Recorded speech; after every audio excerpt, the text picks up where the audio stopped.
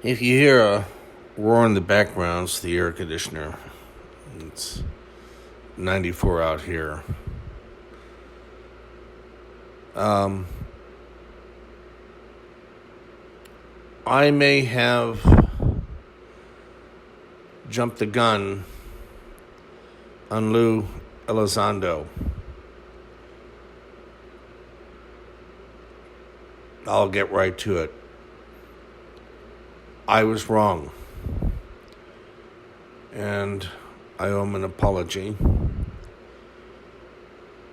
They had the second episode, what I have just gotten done watching, about a major incident regarding the United States Navy off of the island of Catalina. We have a friend who's planning on moving out there, so I'm sure she'll be just delighted to hear about. But there's all kinds of military activity and UFO activity off of Catalina.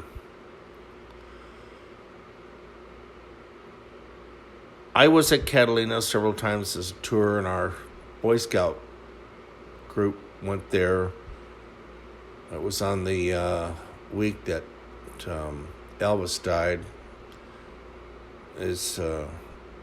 My folks were taking us down there. We heard all the reports about Elvis's death. And we had a campground. It's probably still there. It's used by the Boy Scouts and I think Girl Scouts of America. One of those things you'll never forget is waking up in the morning, getting out of your tent, and about maybe 20 feet away are a couple of buffalo grazing. The buffalo were brought in for a movie that was done years ago. I don't know the name of it. I'll have to look that up.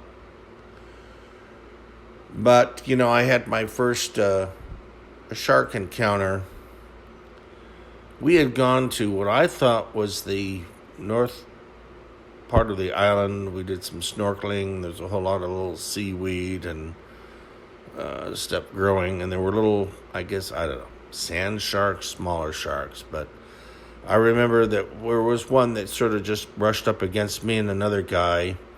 Anyway, those are my experiences in Catalina. I think this is whatever week Elvis died. So I guess 1977, somewhere like that. But anyway, getting to it, the second episode of Unidentified, as I said in the previous clip I was going to watch, I have watched it. And, I keep saying that, when you jet engines that you see in our military aircraft, you see on civilian aircraft, airliners and such, that's 90-year-old technology. So God knows what we have now. And there were all kinds of events with the USS Nimitz off of Catalina.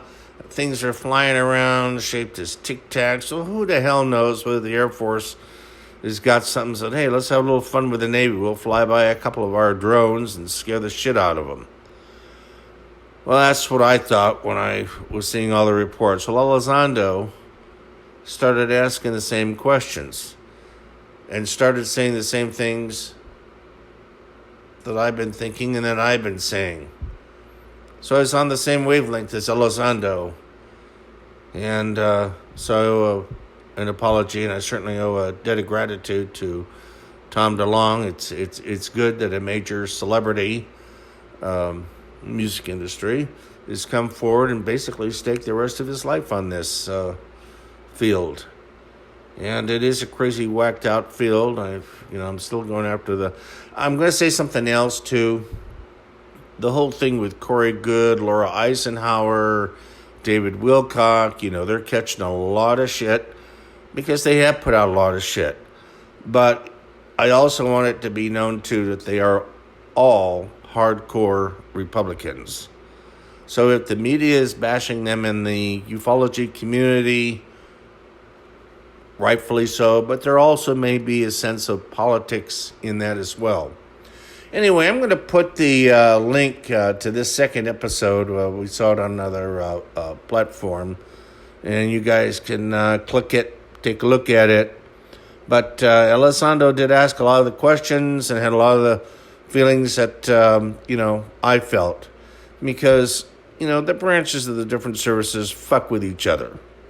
And, there's going to be a test, and they're going to do this, and they're going to do that. As I said, the most powerful technology that we know of, which are jet engines, it's 90 years old. We've been making airliners since, 1955? So who knows what the hell we have now. Anyway, with that all being said, I'll get this clip up, and we'll see you in the next one.